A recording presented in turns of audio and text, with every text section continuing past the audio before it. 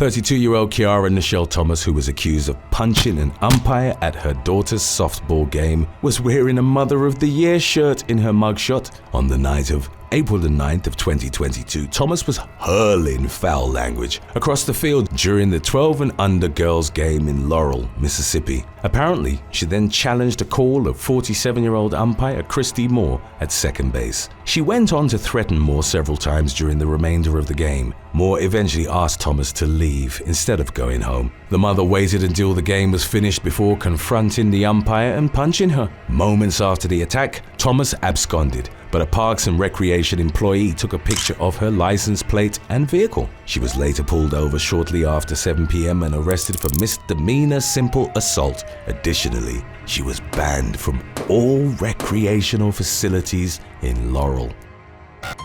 Number 10. Jorge Aponte Gonzalez.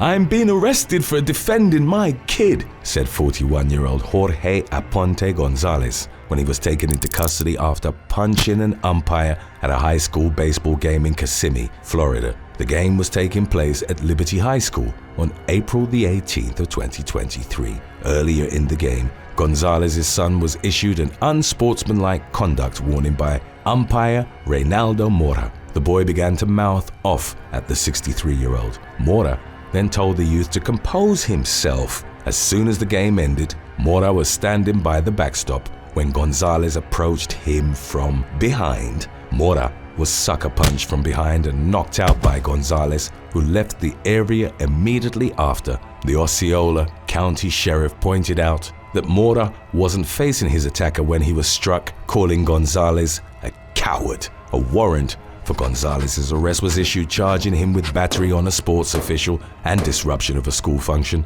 2 weeks later, the man was arrested and booked into the county jail on a $1,500 bond. Records indicated that this wasn't Gonzalez's first time causing disruption at a game. Number 9. Mindy Hernandez.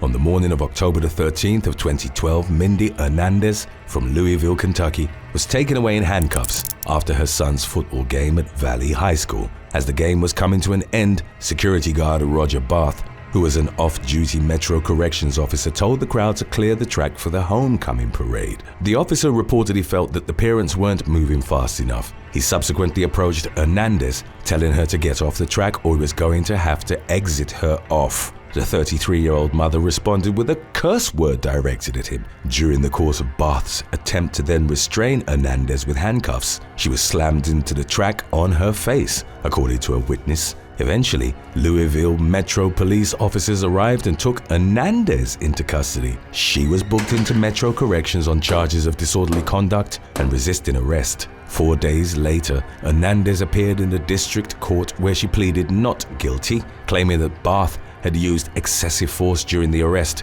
It was unclear what punishment she received in the end or if Barth was facing any disciplinary actions. Number 8.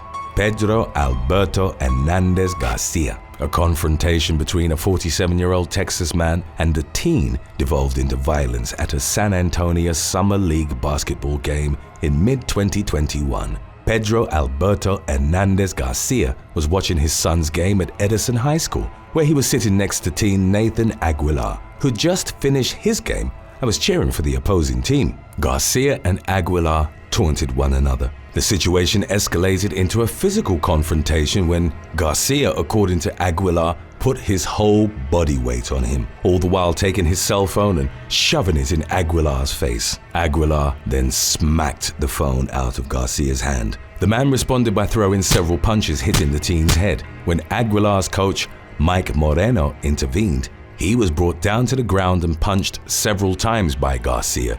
In the aftermath, Moreno was left with a black eye, while Aguilar suffered a concussion. Garcia claimed to responding law enforcement that he was defending himself and that he was unaware Aguilar was a juvenile student. Investigators learned through the gym's surveillance footage that Aguilar's version of events had been an honest one and that Garcia indeed had been the instigator. The man was then arrested and charged with 2 counts of Class A misdemeanor assault causing bodily injury. Number 7. Andrew Ronald Bonnet.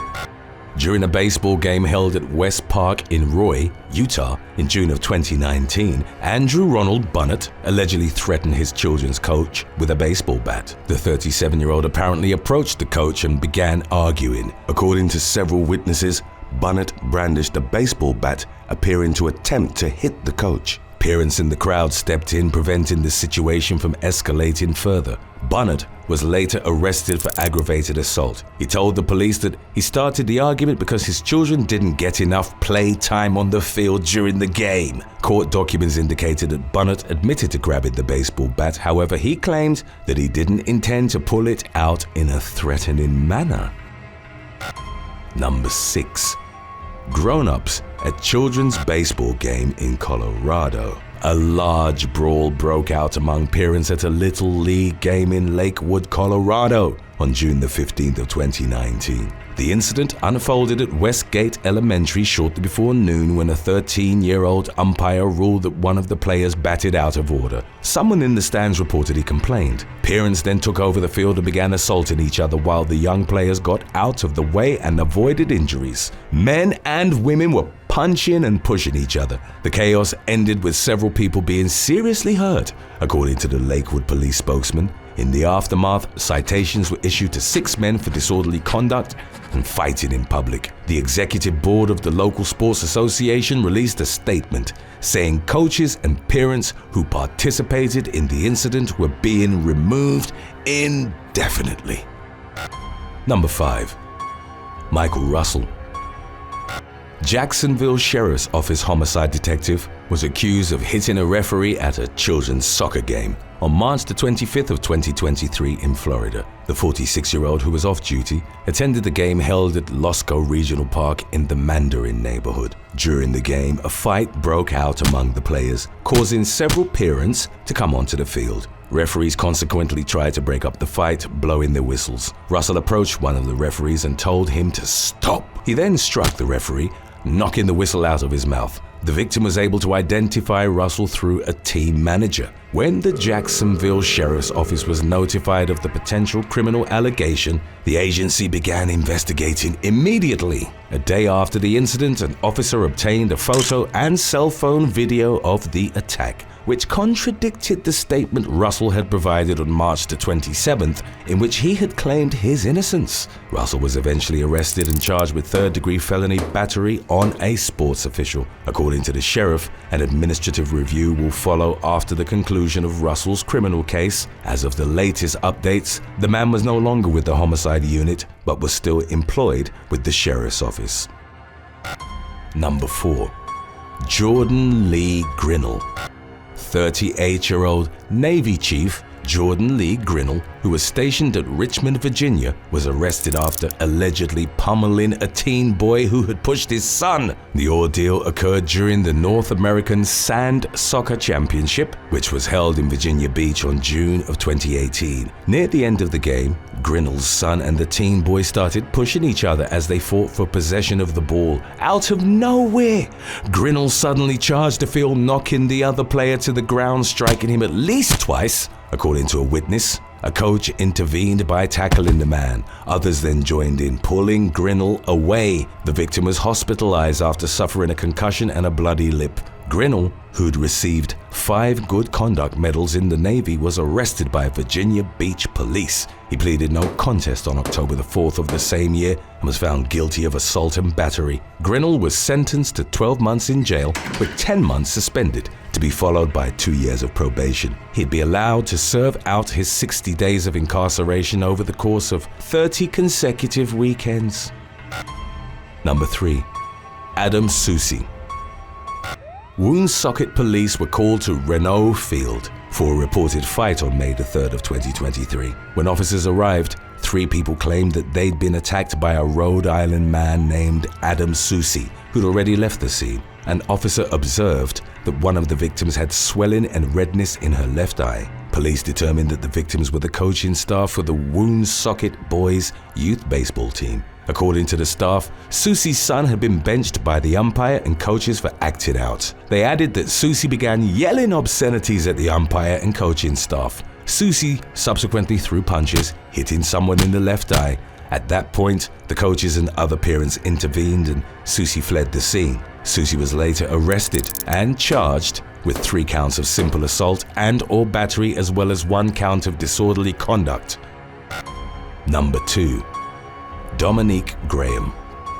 After being attacked on the morning of February the 19th of 2022, referee Greg Ivanovsky claimed to have seen the worst behavior he'd ever seen from a parent. Ivanovsky, who at that point had been refereeing for more than 2 decades, was working a 7th grade girls basketball game at Plano Sports Authority in Murphy, Texas. During the game, one of the girls was thrown out after punching another player during a jump ball. Once the game ended, the girl who'd been ejected came back onto the court to start a fight with a player from the other team, yelling profanities. The mother of the girl then stepped onto the court and punched the teen girl her daughter was yelling at. Ivanovsky tried to stop the mother but was sucker punched by her and knocked backwards. The woman proceeded to yell at other parents when the father stepped in to protect his family. The woman consequently scratched the man across his face, leaving him visible red marks. She then assaulted 2 more team players, causing more parents and kids to intervene. Law enforcement arrived at the scene and arrested the woman identified as Dominique Graham. The 37-year-old was facing 3 felony counts of injury to a child and 2 other counts of assault.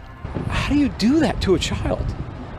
I mean, honestly, I'm getting a little emotional because I'm baffled by that. We have our previous video on when going berserk goes wrong lined up for you after number 1, if you still want to check that one out as well. Number 1. Rachelle Ray Zella.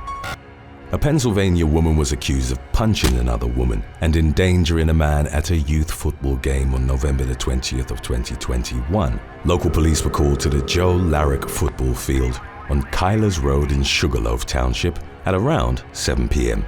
about reports of a large fight in progress. When officers arrived, many adults were on the field, but no one was actually fighting anymore. Witnesses told police that a woman named Rachelle had assaulted Danya Shal, punching her in the face and causing her to fall to the ground. Rachelle then entered a Mercedes-Benz and drove onto the field, striking Gary Chapin before fleeing the scene. Police later discovered a vehicle matching the description parked behind a residence on Mayock Street. It had football equipment inside, scuff marks on the body, and mud on its tires and wheel wells. Zella was tracked down in the vicinity of the vehicle and apprehended. When questioned by police, she confirmed that she was at her son's football game that night, but declined to answer further questions. According to the police, she had blood stains on her pants and blood on her right hand. She was charged with aggravated assault, disorderly conduct, reckless endangerment, and 2 counts each of simple assault and harassment.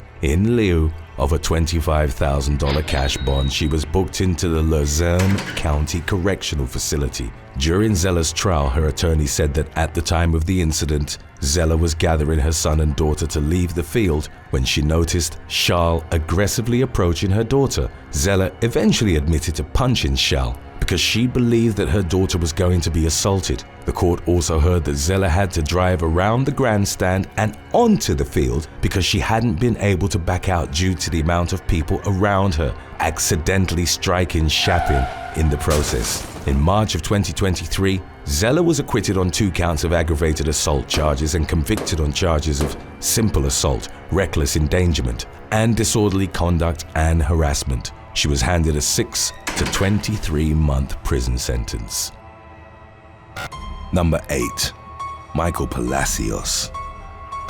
In the early morning hours of September the 16th of 2022, an axe-wielding man went berserk inside a McDonald's on Delancey Street in Manhattan. A witness later informed investigators that the suspect, 31-year-old Michael Palacios, had been rejected by a young woman moments before his rampage unfolded. The rebuff sent Palacios into an unhinged rage, as was captured by the Lower East Side Eatery's security cameras, as well as cell phone footage filmed by witnesses. He became hostile towards the other patrons, eventually getting into a heated verbal argument with a trio of men. The dispute quickly escalated into a physical altercation after the men rained a series of smacks and punches down on Palacios. The latter calmly absorbed the blows before brandishing an axe, which he began swinging around the store, smashing panes of glass and destroying furniture. After threatening other customers and causing thousands of dollars in damage to the restaurant. Palacios fled the scene on his bike. He was intercepted by the police on nearby Ludlow Street a short time later, at which point he was taken into custody on charges of criminal mischief, menacing, and criminal possession of a weapon. Palacios, who was dubbed the Axeman by a collective of social media users, spoke with reporters following his release without bail under New York's controversial bail reform laws. He contended that he's not unhinged and that his intentions were not to hurt anyone. Number 7. Elisa Leanne Ariola.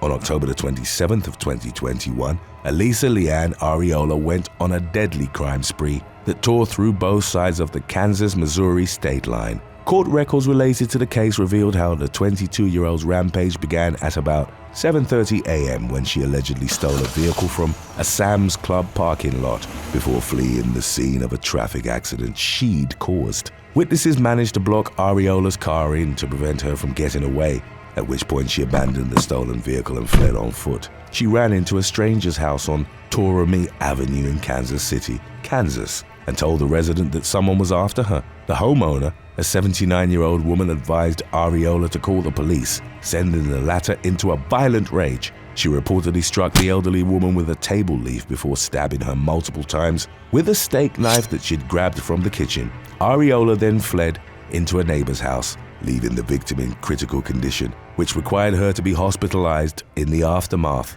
the young woman ransacked the second home, stealing clean clothing as well as 3 firearms. As captured by the house's security camera, its owner, Isidoro Garcia Jimenez, returned that afternoon only to be gunned down by Ariola, who then fled in his Hyundai Tucson.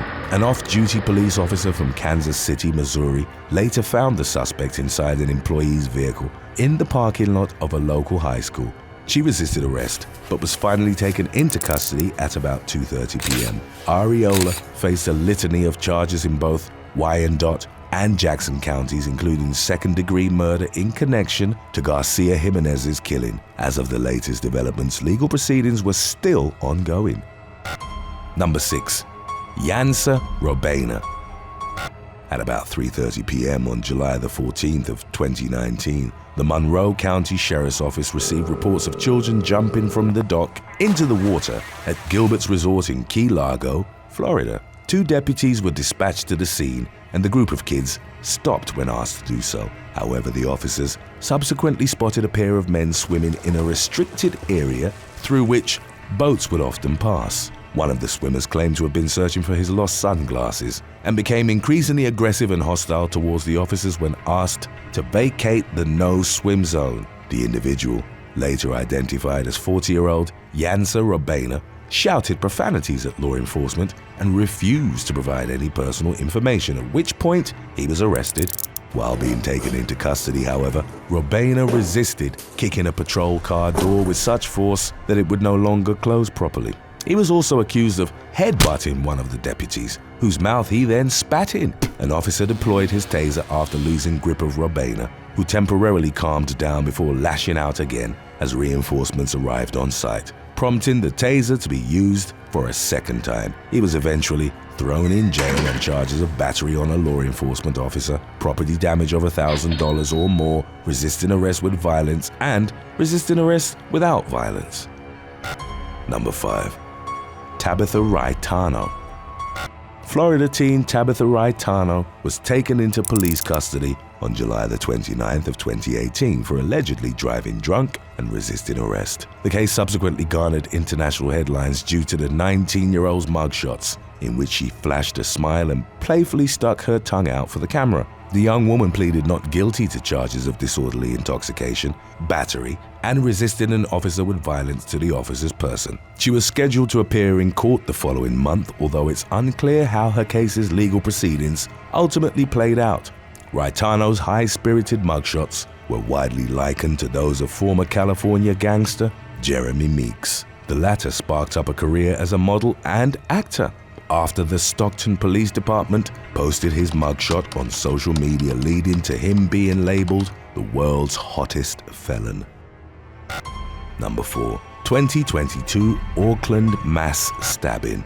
An unidentified man began stabbing people indiscriminately on a New Zealand beach. On the morning of June the 16th of 2022, police in the North Island city of Auckland detailed how the assailant, identified as a local man, was wielding a large kitchen knife when he began attacking beachgoers at random in Mirangi Bay. A local cafe owner reported seeing the man accost a woman at a bus stop before running to Murray's Bay and attacking another couple. Another witness claimed to have seen the stabber, described as looking a bit dazed, attempt to slash a 17-year-old girl who managed to escape without sustaining any serious injuries. The man then fled on foot, but was eventually apprehended by noble members of the public who struck him with a leg crutch. Emergency services were dispatched to the scene, whereupon it was determined that 4 civilians had been wounded in the rampage, although no deaths were reported. The attacker himself was brought to the hospital with moderate injuries.